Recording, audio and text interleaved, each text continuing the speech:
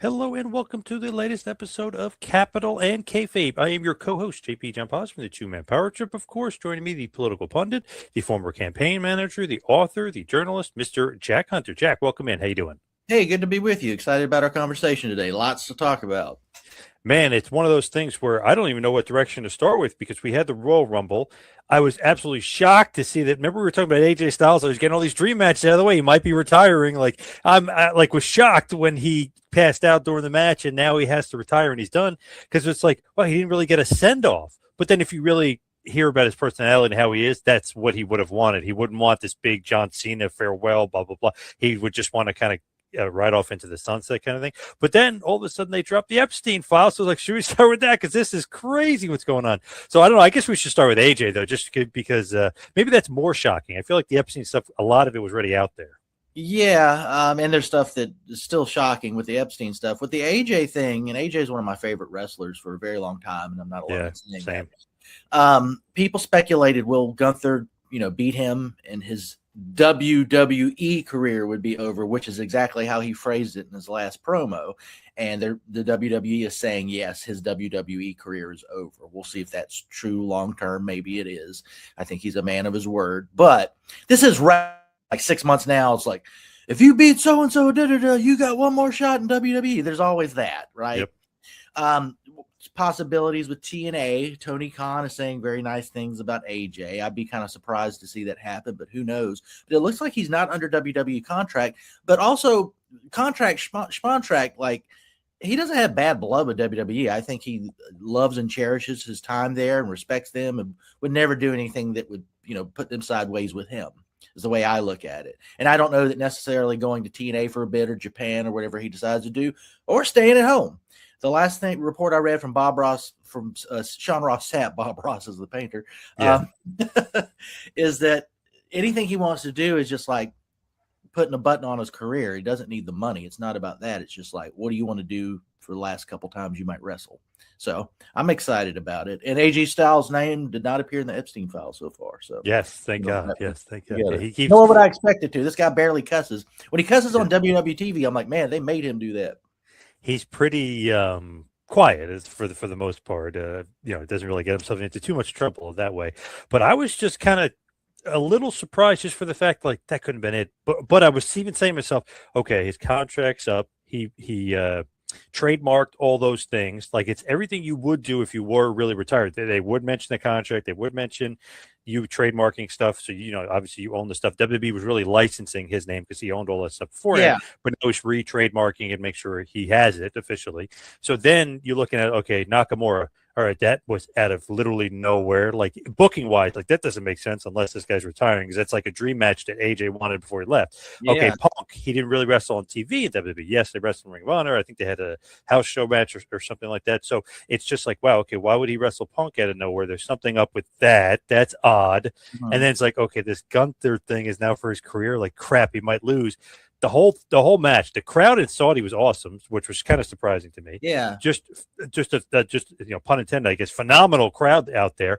But as soon as his hand dropped, I was into every false finish too because I was like, oh, thank God it's not over. Oh, thank God it's not over. And then his hand dropped. I'm like, no, I was shocked, even though I was almost expecting it. I was shocked. I was shocked, but I was prepared for it. Exactly what you just said. You knew intellectually this is something that could happen, maybe even was likely to happen, but in your heart, you're like, no, this can't be. Yep. I think it's interesting, and Bully Ray pointed this out, that when John Cena tapped out, he tapped out. AJ just didn't respond. That's different than the physically tapping out like Cena did is almost waving goodbye. AJ didn't do that. And then the thing at the end where he was going to leave his gloves, it would be his gloves as much as his boots in the ring, and then didn't and walked off without doing that. Like that's not the mark of a guy that's like, I'm done. He would have left his gloves and boots and bid everybody adieu and got out of there. But we'll see. I'm excited. I think in retrospect, and we'll see what he does. We're speculating. That's what all of us and our friends in the wrestling world do when we talk about this stuff. We have fun with it. That it will be hopefully way more interesting for a wrestler like AJ Styles to leave the big company and go do some other things than just to wrestle everybody he can in WWE for a year. if that makes sense. I could see that being more interesting. Cena can do that, and it makes sense. It wouldn't make sense for Cena to stop and go to New Japan or do something else. Right. AJ's done everything. He built TNA. People associate his name with TNA as much, if not more, than Jeff Jarrett. So there's all sorts of possibilities with a wrestler like AJ in the career that he's had. The gloves thing did throw me for a loop because I was like, all right, thank God, maybe he's not done. But then it's like, maybe he'll do one last match in TNA, one last match in New Japan. Obviously, to me, no way he goes to AEW or ROH, but either one, there's just no chance for me that that's going to happen. I just don't think he would do that. If he does, I'd be shocked, but I just don't think so. But I could see TNA or New Japan just like kind of one final time. I think he could do that. The only thing I would say, has Omega ever wrestled? Yes, in New Japan. That would have been in Japan with the Bullet Club and all that. Yeah. Although they actually it might have been teaming together. That's a good question. I know they teamed together, and then after the match, Omega turned on him, and basically that ended up with AJ and WWE. But he beat him up, and obviously Omega took over the Bullet Club after that. That's different than a big high-profile singles match. I'm just thinking two of the best of the style they work of their generations. Kenny's not that much younger than AJ, maybe like 5 years tops. I don't know. Kenny is 40 and AJ's 47. Okay, they're 7 years apart, but you see what I'm saying. Look at this. They wrestled for PCW in Winnipeg, Manitoba, Canada. Kenny defeated AJ in 2006. And everybody definitely remembers that. And there's no reason to run it back. But you see what I'm saying? I think AJ could wrestle Omega in New Japan, and Triple H or whoever might be like, okay, sure, whatever. That's not being in AEW, even though it's an AEW wrestler who also was a Japanese, New Japan wrestler. So I don't know. Maybe that's just me putting my own dream match together in my head. But I'm just thinking of big, high-profile stuff you could do on the way out with people throughout wrestling that's not directly in AEW. I don't know. That would be on my list if I'm AJ Styles. And Styles' last appearance for New Japan Pro Wrestling, which obviously was January 5th, 2016. Yep, part of the New Year's Dash show. New Year's Dash is always after the Tokyo Dome show. That's usually where they kind of turn the corner and they do something. Omega and AJ beat Nakamura, Yoshihashi. Nakamura obviously ended up in WWE very, very soon thereafter. But Omega and the Bullet Club take out AJ Styles, and then AJ Styles is gone. New Japan. They're like the leaders of the Bullet Club, and then Ring of Honor for a little bit within that, and then AEW. So that would be kind of cool in a way. I don't know if he would necessarily want to wrestle Omega, but I think that that's like a super dream match if they did it in New Japan. It'd be awesome. Yeah, just the top guys who wrestle that modern style, and I think you know what I mean when I say that, who are close enough in age and closer to the end of their careers, but are still top of their game. I just think that makes sense. So we'll see. I don't know. I'm excited. I'm an AJ Styles fan. I was like you. I'm like, oh my God, he retired. And I'm thinking like, man, these are some exciting possibilities too. Yep. So. And the thing is too, when Gunther came out on Raw, I'm like, oh, thank God, all right, he's gonna explain what's going on here. I'm like, there's still no explanation. God damn it, like clamoring for AJ. Even was going online looking, and I saw something old from AJ. It was obviously about SmackDown before Sunday Night's Main Event, how he was going to SmackDown. I'm like, oh, he's going to SmackDown this week. I was like, oh, damn, it's an old tweet. It's like, damn it. Because I want to hear what he has to say, but apparently he might be doing, I don't know if it's Cody Rhodes' podcast or Undertaker's podcast. He's at WWE headquarters this week recording a podcast. I guess then he'll kind of shed some light on what's going on. Obviously, I think they want to be able to control it. Interesting, though. I kind of would see maybe Cody, because he did Cena's podcast. Obviously, it's the first we heard from Cena. Yeah, that's the first interview with Cena. I could see him going on Cody's podcast or Undertaker. I'm very interested to see what he has to say. I also don't blame him for not saying anything and letting people like us sit around and talk about it and make a big deal. Yep. So that's how it works. We didn't talk about the most controversial thing that happened at the Royal Rumble, though. This guy, some imposter called Original El Grande Americano. Oh, yeah. What the hell is that? El Grande Americano was already in the ring, so I'm not sure what that is. So, yeah, that was one thing. People were saying, oh, they didn't like the Rumble. They liked the Women's Rumble more with Liv Morgan winning. They didn't like the Men's Rumble. I thought the Men's Rumble had a bunch of good spots in it. I know maybe the Saudi Arabian crowd doesn't know who Powerhouse Hobbs is, a.k.a. Royce Keys, but he had some good spots in there. I thought was fine. Obafemi was fine. Him and Lesnar kind of just teasing the square off there was fine. I like Drew eliminating Cody. I love the El Grande spot. I know people didn't care for the Iguana spot. Obviously, those fans have no idea who he is, but I like that. So there was a bunch of stuff in there that I enjoyed. And obviously, I love Roman Reigns winning it. But what did you think overall about the men's Rumble? I do too, and there's always a couple in the Rumble. Like, that's not, I mean, Santino and all that back in the day. Like, come on, Mr. Iguana coming in there and La Parka and all that stuff.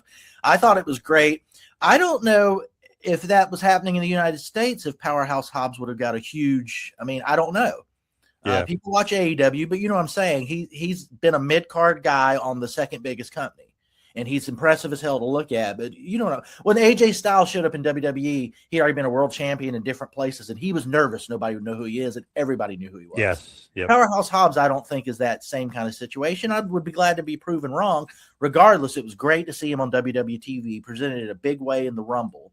Obafemi coming out and just kicking everybody's ass right out the box at the first entrance. They presented him well. I thought the show was good. I thought the women's Rumble was fantastic. A lot of people predicted that Liv Morgan was going to win. The Sami Zayn match was a little off, but it was okay. It didn't suck. Yeah. And that's the one you thought the crowd would be most invested in, because Sami's a Muslim and all that, and has that connection and can speak Arabic. But after the AJ thing, I was like, good luck following that. Jesus. No way you're following that. And I absolutely love Gunther gloating over beating Cena and Goldberg and AJ and totally disrespecting them and laughing in the fans' face. I get just as much enjoyment out of that as anything else. I love it. He got me. He got me on Raw when he was doing, oh, damn you, Gunther. That was good. Speaking of Raw, though, it's good stuff. Like, the beginning was good. I like the Breaker stuff. He's unpredictable. Nobody can control him. LA Knight finally starting to get, some of his momentum back after, the Vision completely took him out of the game. I like he eliminated a bunch of guys into the Rumble. He beat him up a bunch of Raw. Like, finally doing some good LA Knight. But the ending with Roman Reigns and CM Punk, that promo, holy crap, that was great. That was maybe the best piece of business as far as promos I've seen in a couple of years. And literally maybe the last time was maybe Roman Cody with their back and forth and stuff. So amazing stuff from Punk, which is the main event of WrestleMania 42, by the way. Right. Agree. And on paper, you're like, Roman Punk, that's fresh. I want to see that. That's top stars. Looks good on the poster. Yep. Yeah, so on paper you're thinking that, and then you're like, all right, what? All right, these guys tagged together in a War Games not long ago. There's that. Why should these guys be mad at each other? Well, they gave us every reason, and most of it was true. Yep. And just stuck a knife in each other's back and turned it as much as they could, and it made everybody, especially me, even more invested and interested in seeing this match than I was before, and I already was. So, yeah, I think they took that to the next level. Most people suspect that Cody and Drew are going to fight, and Cody might win his title back. I think that's going to be awesome, but Roman and Punk are going to be kind of hard to top, especially after that promo. So I'm thinking if they're going to want Cody versus Drew, and hopefully I keep hearing that Jacob Fatu or Orton are going to be involved. I want a one-on-one match. It's WrestleMania. I don't particularly, even last year throwing Rollins in the mix, I'd rather have Punk versus Roman then. And even then now, finally we're getting this. Sometimes it convolutes it. Sometimes it works out when it was Benoit, Triple H and Shawn Michaels actually worked out, and the match was awesome, and it worked. But I don't really particularly like that. I want one-on-one. So Cody Drew should be hell in a cell. Agree. I always want it one-on-one. When I'm watching AEW or really any wrestling show, and they're like, "There's 10 guys going to fight in a street fight," I'm like, yeah. There's no rules. They're going to pull out tax, and nobody knows what the hell's going on. Certainly, the one ref in real life wouldn't know what the hell's going on. There's only going to be one ref. But when it's one guy against one guy in a regular ass match, I'm like, yes, that's exactly what I want to see. If it's for a title, even better. And even years ago, right? Austin Rock, right? The two big guys. There was always Triple H looming, and Triple H would beat those guys. And it's wow, Triple H is he doesn't fit in. He's the guy that works with the guy, but he kind of can be feuding with those guys, and it's believable to a certain extent. But it's I'd rather see Austin Rock. That's exactly how I feel about Rollins. He's Triple H. Roman and Punk are like Austin Rock. Those are the two guys I want to see. That's the main event. You throw this third wheel in there, and it kind of convolutes it. And then we didn't get those awesome promos last year. They hinted where Roman was talking about how Punk was bad mouthing him on Cole Cabana's podcast, which kind of then led to him getting booed like crazy because everybody wanted Punk, and they were like, wow, Vince's boy, Roman Reigns, is getting the push, and we want Punk. And you hear nonstop that. They brought that up, which I was saying to my buddy, he said, work, shoot. And I said, shoot, work. Because they know that they're hitting them with these lines, but they're legit. I mean, he's legit shooting on him. You know what I mean? That's a real thing. He really was pissed at Punk forever. So Paul, aka Paul Levesque, Triple H, had to really ask Roman if it's okay if he brings back Punk. And of course, Roman's all business. He said, of course, it's all good. Right. Like, that's a legit shoot line, but I mean, they're working, but that's a legit shoot line. I thought it was fantastic. Well, that's what made it great. Like I said earlier, what they were saying was true. Punk's bragging about going to 3 different countries in a couple weeks, condensed period or whatever. Yeah. And, Roman's like, you weren't here for 10 years. You're trying to pack it in. 100%. Yeah. Yeah. Punk is right when you're like a part-time, not a real champion, kind of like he's right too. Yeah. Like right. Yes. So that's what makes it so good. It was great. It was one for the ages. People were talking about that promo even more than the Rumble by the time we got to it that Monday. So, and I kind of like didn't really pay attention to it, but WWE put the footage together. So at the end of Survivor Series, which was interesting and obviously teasing this, they give the fist bump, they shake their hands, and Punk goes Zebros because they did that Zootopia 2 movie together, whatever. Right. When they go up the ramp, Punk was mocking him, and he put as Roman was leading the pack, he held the title like, I'm the champ. And he could be pretending he's leading. So Punk was kind of mocking him behind his back. I didn't realize they had footage of that. That was freaking great. They put it into the video package of what he was talking about, and they were showing that shot. I'm like, wow, their video production team is the best. Holy crap. I didn't realize that either. Yeah. What a cool thing to do. And to bring them, Yeah. I didn't, I'm an adult man. I haven't seen Zootopia. You have kids. Maybe you did, but I knew that they were involved somehow, Yep. but they kind of all brought it around. And Roman used the S word talking about that stuff on Yeah. there. He got permission to do that because they bleep it out when the fans say it. But one thing before I forget about it, they're talking about all these multi-man matches, and now we're kind of over it. It makes them less interesting and convoluted. In ECW, the 3-way dance was what? Franchise, Taz, and Sabu? If I got Funk. that right? Franchise, Funk, and Sabu. That's what it was. You Yeah. remember how novel that was? It's like, it was a 3-way dance. Yep. Man, 3 guys are going to fight. This is crazy. But that was like sold as such. Now Yes. it's just like, every Monday and Wednesday night. And it's always a way to kind of have one of the guys. Now, I hate that, like, at lazy booking, have one of the 2 guys that you're really focusing on not lose, and have that third guy lose, and then you continue the feud with the 2 guys on the outside. Like, I don't like that, and especially you throw Jacob Flair too. He shouldn't lose to either one of those. Like, he's got to keep his momentum going too. So I just, to me, it's like lazy booking. It's almost like you're wasting a month. You are. And then you're going on to the next thing. WrestleMania is not a time to be wasting anything. No, that's the big payoff. And it's always a no DQ if it's more than just 2 people. And it's just no. That's what you do on Raw or SmackDown to decide who's going to be one-on-one at Mania or whatever. That's what Yes. So I wouldn't do that, but man, I'm pumped for that. That's a huge, like, dream match main event. Like, wow, like, damn, that's because everybody was just going, oh, it's going to be Cody Roman 3, and I don't know if I want to see that. And first of all, Cody's not even the champion, so how would that even happen, right? So I mean, theoretically, but people kept throwing it out there. Then I don't know if you heard this. Somebody completely made up this fake rumor, which I hate that the dirt sheets do this now.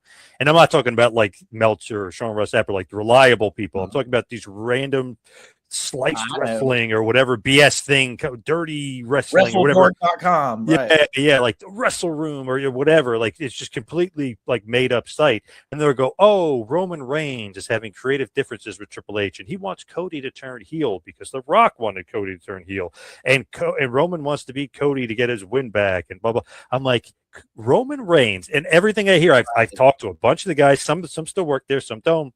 Never heard a peep about him being like this political mastermind. Like, I want to beat Cody, and I want Cody to be a heel. Like, how does that even make sense? Like, what?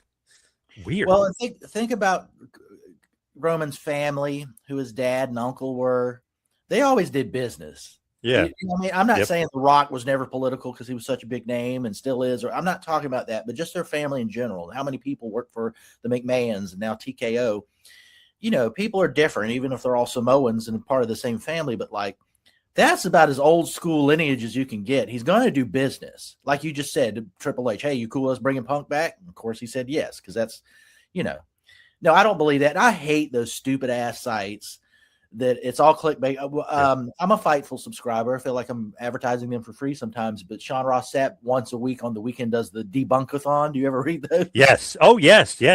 And he calls BS on all these stupid sites, and then he makes fun of them, like, "Oh, this is a real great news source." Like he'll mock them, which I love. These guys, they'll make up something like the Roman thing. You can't prove it's true or not Right. true, other than it's Punk versus Roman, not Punk versus Cody. So you're totally wrong. But then it'd be like, oh, because Triple H got his way creatively, and that's well, he is the boss technically. Right. So obviously they're going to go with what he wants. Triple H got his way creatively. Of course he did. That's just like ridiculous. Yeah, just ridiculous. And I've never heard any inkling between Roman and like Lesnar. You might hear here and there, like, oh, I don't want to work with this guy, or even Roman was like, oh, I should beat Cody, and then he should beat me, and it'd be even bigger, which Triple H obviously agreed with and said makes much more sense. Yes, you almost give Cody the title too soon, and the crowd turns on him. So you build it up for a year and get Cody to be the monster babyface and like completely be the number one merch guy and all of those stuff. So it's like, yeah, you hear little stuff, but Roman and Brock, they don't do that political, like, oh, I'm gonna cry. I want to beat Cody. He beat me. Like, I don't think so. Yeah, no, Brock is, other than his loyalty to Vince when Vince wasn't there, and he's like, if he's not here, I'm not here. I get that. Yeah. That's that. Other than that, I think he's the guy that's like, what do you need me to do? And pay me a hell of a lot of money. Yep. And kind of transparent about it. And that's part of what I like about him. The only thing that he ever did was when Jinder was champ, he was just like, he's like, I'm wrestling him. He's like, I should be wrestling a guy like AJ Styles. So remember they made the switch and AJ became champ or whatever, and then he wrestled him. Then he didn't really want to work Ambrose, but he worked him anyway. So it was like, okay, you heard he didn't want to work him, but he still worked him. And then he apparently didn't want to work Bray Wyatt because he didn't like all the stuff he felt that wouldn't work with him. Mm-hmm. So they went in a different direction. So it's like, okay, it kind of makes sense. Whatever he's saying, like he doesn't want to work with certain guys, but then they're like, oh, you got to work with Finn Balor. Okay. And great match. Got to work with Dana Bryan. Okay. Awesome match. Like he pretty much works with anybody. Samoa Joe. Okay. I'll have an awesome match. Like he just works with anybody pretty much. It sounds to me like he only objects when he thinks what the results are not going to be good, which is what a professional would do. Right. I don't like how this, like, even look at Austin back in the day. He's like, okay, I'll job to Lesnar, but let's build it up. No, you got to lose tonight. Nah, it doesn't make sense. I'm not doing it. Like, he was right. He was right. That's not unreasonable. It's not, I'm not going to lose to them. It's all about me. It's how do we do this best? And that's a different thing. And money. Stone Cold was doing that. It was handled terribly. And I think he even says that now. But the same, and anybody, especially at their level, those are top guys. You know, Flair had a reputation for being so giving, but at his level, he could also have a say. Yes. You know? Yes. So it's just part of it. Yep. So I wanted to ask you about this because this was kind of shocking to me, but I talked to a few people. They weren't shocked at all. Tommaso Ciampa showed up in AEW, surprise appearance. Maybe I wasn't reading enough or paying enough attention to it. I thought he was released, but he wasn't. His contract was up. So once your contract is up, you could literally sign within the next day if you wanted. So I almost good that I didn't, even though I, kind of ruined my surprise as soon as you go on X and you see Tommaso Ciampa, confronting Mark Briscoe. But I thought it was a cool surprise just because I was like, well, I didn't see that one coming. I don't know if you did or you didn't. No, when Mark Briscoe's like, I want to put up the TNT title against somebody not in the Callis family, I was like, okay, well, this. And then the lights went out, the theme music we weren't familiar with came on. And I'm thinking, all right, AEW just signed Jake something, now Jake Doyle, which I thought was a cool get. I'm sorry that he's hurt. We could talk about that if we want to. I thought it was going to be like a TNA guy I wasn't thinking of off the top of my head. That's who I thought was coming out. Nope, it was Tommaso Ciampa, somebody that I've always liked, gets to keep his name because that is his name, I guess. Contract expired, could come out immediately. I was immediately excited, didn't expect it. I didn't expect he was retired from wrestling. I thought we'd see him in New Japan in the spring or something like that, right? Yep. No, about a week later from when he's gone from WWE, or even less than, or 2 days or whatever the hell it was. I don't know the math. There he was, and it's cool. So I feel like he's a better fit for AEW than WWE. Like WWE kind of had him like as like mid-card fodder, and he definitely deserves better, but he's not able to do like the true meaning of his character. Like I liked him as soon as I saw him in ROH. I'm like, oh, he's doing like this psycho thing. He looks like he's nuts. Like just the way he's jacked. So and people are gonna be like, well, he's not tall enough or whatever for WWE or whatever bullshit people love to throw out there. But no, he's fine and it's perfect size. And like the way he just carries himself, I just felt like was better in ROH or could be better fit for AEW. He's already a bigger star right now in professional wrestling during that one appearance in one match than he was in WWE. WWE is the bigger company. He might have more eyeballs at some point, but as far as being a big deal in the company he's working for and in wrestling in general, he's a bigger deal right now. The same happened for Ricochet. Ricochet was on big shows wrestling, Logan Paul and all that, but he was a mid-card guy. He was always going to be a mid-card guy and couldn't do some of the crazy stuff that he used to do and was known for. He made the right move. Shane Strickland was going to be a mid-card guy, or if even there in WWE before he went to AEW. He's a way bigger star, former world champion in AEW. So it works both ways. I think, Powerhouse Hobbs, now Royce Keys, I hope for big things for him in WWE. It works both ways. Tommaso Ciampa is a better fit in AEW and how that company presents its stars and the kind of wrestling it has than he was in WWE. To me, definitely a better fit for AEW. The way they booked him right off the bat was pretty smart and pretty well done. I know a lot of people will say, "Oh, AEW, they kind of just go off into obscurity," but obviously Swerve and Ricochet. There's been a couple examples of guys, FTR, like that did do better once they got into AEW. I know there's obviously looking the other way. There could be some other names we could bring up that haven't done so well in AEW, but I feel like Ciampa will do well there, and will he be the future world champion? Who knows? But he could be.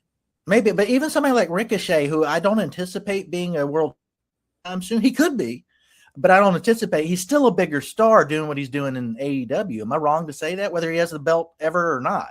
Yeah, because it was the right move. If you just look at the way he's booked in WWE, it was just like the high spot, if you will. Like, he'll do the high spot, but then he'll lose to the big name. Like, they were never going to give him the ball and let him run. AEW, there's a possibility of him, he's going to beat this guy or that guy. There's definitely more of a chance.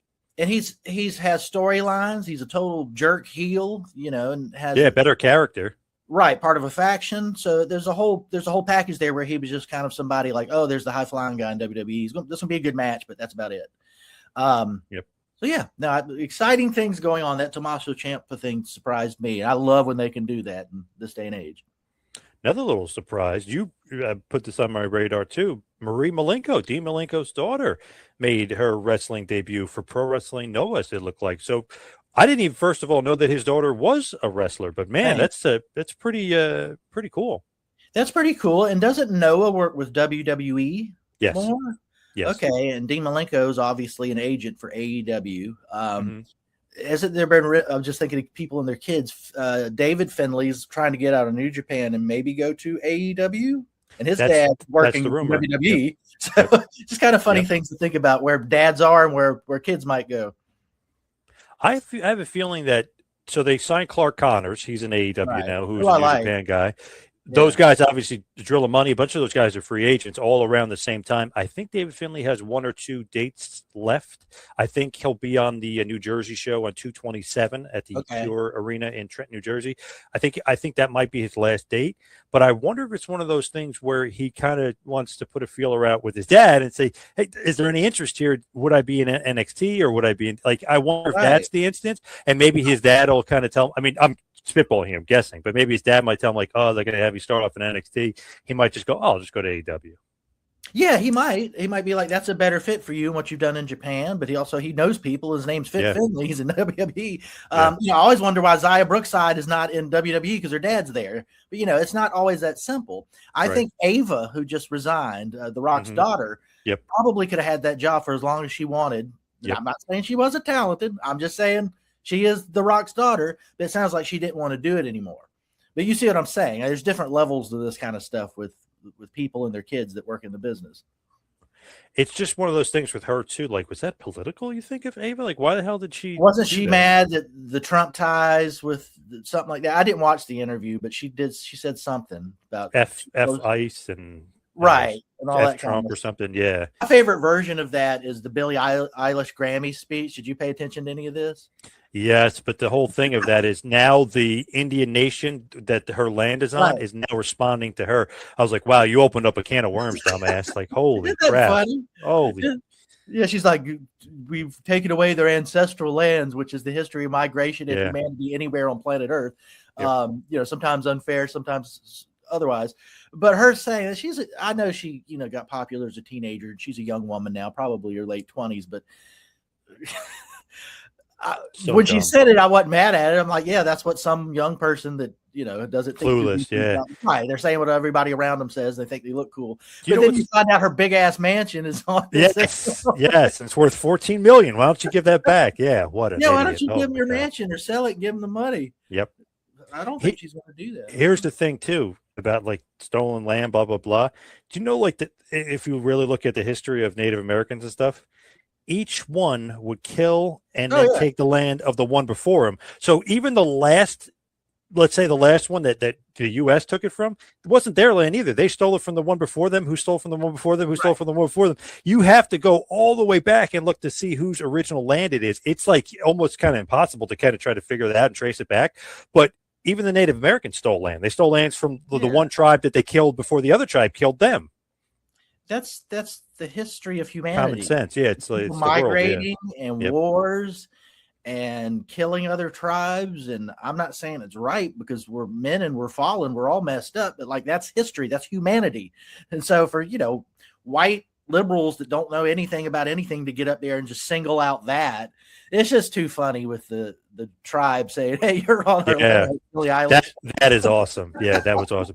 And Adam Carolla I feel like it's like his kind of fault in a way. He's the one that brought them up, and then all of a sudden they're like, "Oh, us!" And then they like, "That's where she lives," and then they got the hold of it. Yeah, but they didn't know till Adam Carolla brought it up. I don't know. He was the first person I saw mention it, so maybe. That's awesome. Yeah, he went nuts though. He's funny. I like him. That's right in line with a couple of my lefty friends who were mad at the El Grande Americano because it was cultural appropriation or whatever was in their brains.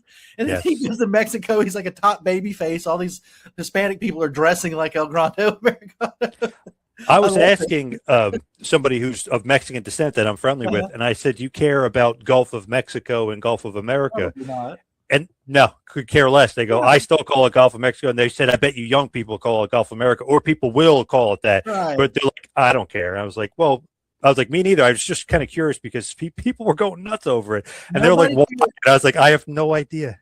Nobody cares except white lefty people who are, in actuality, if you break it down, being kind of racist, and they're patronizing. They're saying, like, I'm a white lefty person and I speak for dark-skinned people, and dark-skinned people are like, I don't care about any of the stuff you're talking about, but they it's like, what the hell, who are you, who do you think you are? I know we're getting off track a little bit here, but that's what that is. No, but it's like they want you to be offended, and they're like, no, we're not. Like same with like ICE, and they said most Hispanic are like for it, and even 35% of ICE is either Hispanic or black. So it's like, I thought they were all white guys. What like, and so like when you actually poll real people and ask them, other white liberals, like most likely, are trying to make them offended, and they're not. Right. And these issues are so nuanced in ways everybody wants to make it black and white. One side. Yeah, it's not. It can't be. Right. We've talked about this. If you look at border towns that are heavily Latino, I'm talking about the United States, you will find heavy support for deportations and cracking down illegal immigration because they're here legally and the other person is not, so they're mad. Yeah, of course they're mad, and they want to have safe neighborhoods, safe communities, and that's not to say that everybody here illegally is a threat, but there are criminals and traffickers and all that kind of stuff. But you can't tell a white lefty that Earl Brown and they agree with me. It's like, no, they live in this town, their kid goes to school and want to be safe, and they came here legally and knew what a pain in the ass that is, and there's all sorts of different levels to it, but people make it black and white. Kind of funny too, even it's a little bit off the beaten path of that, but Don Lemon arrested there, which is kind of a good thing. Good. His ass needed to be arrested. I'm saying ass too much on this podcast. Mm-hmm. So, God, this guy is so stupid. I knew he was stupid on CNN, but being independent is reminding me more so. Everybody in America, every American citizen, even people in America who aren't citizens, have a right to the First Amendment. You have a right to free speech. That means I could camp out somewhere and say something about something and all that, and they have different rules with that, but that's basic free speech. You can't walk into private property, which is the church Don Lemon and that group walked into, and harass the minister during his sermon. That is not free speech. That is trespassing. It is interrupting religious liberty, which is also part of the First Amendment. That's part of that package. And he should have been arrested that morning. If I walked into your house right now, John, I'm like, hey, how's the family? How's the kids? What's going on? And you didn't want me there. You could have called the police, and I'd probably leave it in handcuffs. And they'd figure it out later what I'm being charged with or whatever. You're read me my Miranda rights, whatever. a grand jury indicted Don Lemon after the fact, and they arrested him, and they should have, because you can't do that. And for Hillary Clinton and all these stupid ass Democrats going, oh, this is a threat to journalism and First Amendment. None of those people gave a damn when the Twitter files came out that showed the Joe Biden administration censored American citizens en masse. In fact, they thought it was okay. And now Don Lemon's idiot self is trespassing and interrupting other people's religious freedoms. Yep. No, I made a video about it. I didn't have any tolerance for that whatsoever. That's stupid on top of stupid. Yep. He's a moron. There's no doubt about it. Good God. Crazy. And then, man, obviously we wanted to talk about this too. The Epstein Files, the dump, if you will, the Epstein dump, the Epstein Files release. A lot of this stuff we knew, a lot of stuff we didn't. A lot of stuff, obviously, you have to say allegedly, or we think this is true, or this is what it said in the Epstein Files, or this is what it said in the dump. We don't know if it's true, blah, blah. Like, obviously, you kind of just have to say that almost to get it out of the way. Right. People are going to believe what they want to believe. People are not going to believe some stuff. They're going to definitely think some stuff is true. Man, maybe the craziest thing about all this, although I don't know, they're kind of a tie for me. The Biden is dead, died in 2019, right? That was one of them, and that he was replaced, which Trump has been saying, oddly enough. So he obviously knew something about this. And Jeffrey Epstein's son is Mondami. That's the other thing. What's interesting about these, I was like, what is going on? It's almost too crazy. But then again, Pizzagate supposedly was too crazy. And now everything points to, and I was just watching a video, the guy said, if you say it's not true, you kind of look like a fool. So I was like, wow, like they flipped completely on that. Nuts. Yeah, there's so many aspects to this. And it was a 3 million page dump or something like that. And this isn't all of it. Massive. No, not even close. The Democrat and Republican that spearheaded. And keep in mind the DOJ went through this. So it's almost like, well, what are they putting out there? What are they not putting out there? And there's the people responsible, like Thomas Massey, are saying this is the tamest stuff. And so like we saw that one email where Bill Gates is asking Epstein for antibiotics for his wife. Yeah. He thinks he got some disease from those Russian girls. Yep. And that gave his wife an STD, stuff like that. There were new pictures of Prince Andrew laying on top of some young woman on the floor. They were both clothed, but like, what is that? Yeah. You know? But then there was other ones like him in his underwear and stuff too. It was like weird stuff. Yeah. Right. And this is the tamest stuff. There was an email somewhere. I'm jumping around. There's so many. I mean, this has been out a week and it's 3 million things to talk about. Yep. But 2 underage girls were alleged to have been strangled and buried in the desert because Jeffrey Epstein and some friends were doing some weird choking sex stuff with them and they died. And that Jeffrey Epstein and Maxwell knew about it. That was in an email. That was in this dump. Now that's still here. That's another thing. This is people talking in emails.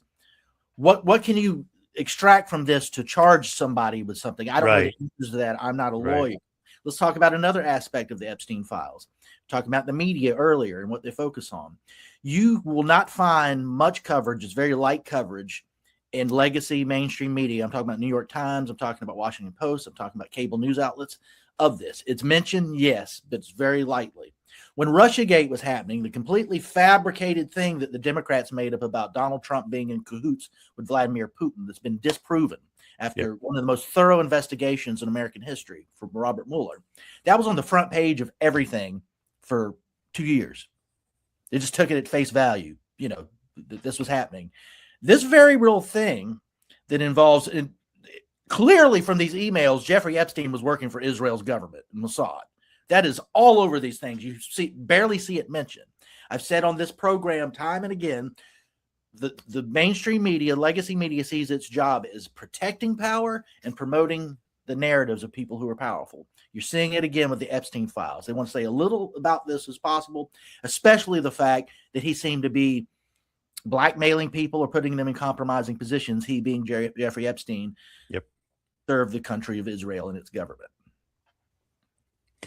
That's what it definitely seems like, although he almost seems like he's above it in a weird way, because he even says in there that he works for the Rothschilds. So it's almost like he's like an arm. The Mossad is another arm. They can use maybe some Saudi intelligence sometimes if that works out, or CIA, or like they could do it. He almost seems like another arm of the Rothschilds, and he admitted it in emails. Yeah. So I didn't mean exclusively, but we saw before this was released, you know, former Mossad and this Israeli official, like, there's no way that he ever worked for us. And when they say that 5 times in a row and so stringently, I'm like, he probably did. Yeah, Here we are. Yep. And if these emails, if 0.01% of all these emails collectively are true about that fact, it's like, that's what's going on. There's plenty in them. And nobody's reporting that except independent media. You can go to a great left-wing site like Drop Site News. That's Ryan Grimm and those people. They're all progressives, left-wing, doing fantastic reporting on what's going on in Gaza, the Epstein Files, all the kind of stuff that's actual news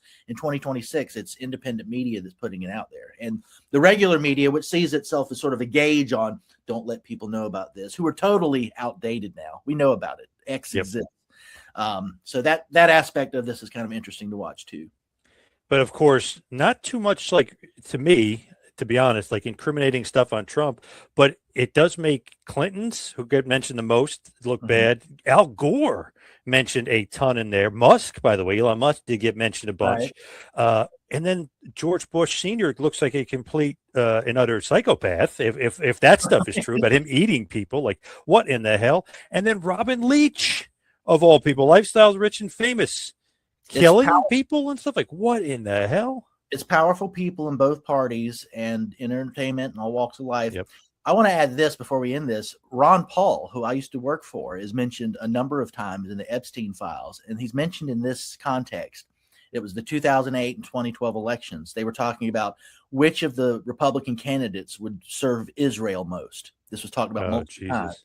And they said all of them would be friends to Israel. And one of them said, except for that dinkus, Ron Paul. They were insulting him. So even by doing nothing and existing and being the awesome person that he is, Ron Paul, he looks like a hero again by these jackals, these evil, terrible people talking about what a terrible person he is because he's not on board with their political agenda. And then this was great. I forget what site it was that was covering this. They're like, oh, Epstein was definitely working for Putin and Russia, and they put this thing together to make it seem like it. No. I'm like cracking up. I'm like, is this parody or is this real? It's like, there is no way in hell. It doesn't even make any sense whatsoever. He's the one guy who was saying that, oh, United States is a pedophile ring. This guy's a pedophile. Like they're all criminals. Like, come on, like them pretending, because it's almost like, hey, how can we get the off of Israel or off of these politicians in the U.S.? Oh, say it was Putin. Oh yeah, we do that in 2016. Yeah, let's do it again. Yeah. Like, come on, so dumb, so bad. They're counting on us being stupid. They being the people in charge, whether in media and politics. So you're not wrong. The Mondami thing is that to me is the most fascinating thing. He hasn't mentioned it once. He hasn't said anything. His mom hasn't came out. Like, that is just like red flag after red flag. There's all these pictures of a young Mondami with Epstein. His mom with Epstein a bunch. His mom mentioned a bunch. Obviously, she's famous and like he's in with the famous crowd. But man, like, imagine that he quote unquote won this election in New York. Did he, or was he implanted in there because he's Epstein's son? Like, what a fascinating, weird, obviously allegedly, but like obviously, man, like that just makes it so much more creepy and weird. But it's almost like, why the hell is she in there that much? Weird, I don't know. Wild stuff. What the hell? Child mom Dami hanging around Epstein and his mom. I mean, was she 17 and Epstein did what he did and had a kid or something like that? I don't know. Strange. I'm just like fascinated by it all. The Biden stuff, we'll try to figure out if he. There's a lot, and I believe Massey when he says he's going to fight for more. They did it this one. All these people who are mad at Massey because he's on the other side of Trump, like, what's he ever done? I'm like, well, look at this, you idiot. And I have a friend, he's conservative, but he just, for some reason, he just doesn't trust Trump, doesn't trust anybody. He's just he likes Massey and Rand Paul, but he's like very much like, oh, what are they not showing us? What are the DOJ? Why did it take so long? Like, that's fair. And that is true. But I just feel like, I don't know, maybe it's one of those things where they want you just all over the place. So you can't focus on one singular issue either. Yeah, no, I think look, what they've released now, you can see why it's embarrassing to certain people. So what's beyond, like, you understand, you're like, all right, these people are powerful. Even De Niro, like, no wonder he was so like, he didn't want to, because his name pops up in there like creepy dude. Yeah. Did you see Bill Gates? Because they have some of the email exchanges that are pretty incriminating about Bill Gates, and Bill Gates is coming out saying that email was never sent to me. That doesn't exist. Jeffrey Epstein sent it to himself. It's like, yeah, dude, that's why your wife probably left you too, and is got some choice words for you. His wife said that he should have to answer for what's in those emails. His ex-wife. Wow. So damn. So obviously she knew. It's pretty obvious. The COVID stuff too with Gates and Epstein. I mean, just Yeah. Man, what in the hell is going on? What a crazy world. Imagine you're Bill Gates' wife, and y'all have these foundations to do all this charitable work, and they're seen as humanitarians, and you learn, oh, he's messing around with underage girls. Like, yeah, you'd be pretty mad. Or Russian call girls, if you will. Whatever. You know what I mean? And like just, not good. And I know obviously people were well aware of like what he was doing with food and why is he attached to like COVID and different things. So obviously he's been on people's radar, but now you almost have, I wouldn't say concrete proof, but you have some evidence here to be like, wow, this is not a nice guy. This is not a guy you want to be in business with. No. So it's interesting, about a week out, and we'll see what we learn from here and stuff to come. So. And just to throw this out there, his dad was a part of the government, right? When years ago, obviously. So it's like, was he really a Microsoft guy, or was he something else? And he was just implanted in there, and he's like a shit stirrer for the government and CIA. Who the frick knows with these guys, man? It's wild. Bezos too, and Mr. Beast too. All these guys, crazy. He was fabulously wealthy, and I'm not saying spies aren't paid well, but they ain't paid that well, right? And I saw a thing with Epstein, like, why did this Wexler, why did he give you so much money? He's like, because I'm a good guy. And then the guy was like, you're the devil. And he's like, well, the devil must have a good mirror because I look good, or whatever the hell he was. I was like, what a fascinating guy, but not in a good way. You know what I mean? Like, weird stuff. For sure. And they're kind of unearthing interviews that I hadn't seen before with Epstein, where he's kind of bad mouthing Bill Clinton, saying he was responsible for the 2008 collapse and stuff. It's like, wow, geez. Okay. Yeah, I mean, with how they adjusted the interest rates. I know we're coming to an end here, but that's a whole conversation. He's not wrong. Tom Woods wrote a whole book about it called Meltdown. It's a good book. I highly recommend it. So let's wrap up this bad boy and head towards the plugs. Follow me on Twitter and Instagram at 2Man Power Trip. How about you, Jack? You can find me at JackHunter74 on X for all my nonsense. And enjoyed this today, John. Awesome stuff, Jack. Thank you, everybody out there, for listening. See you right back here next week for a little cap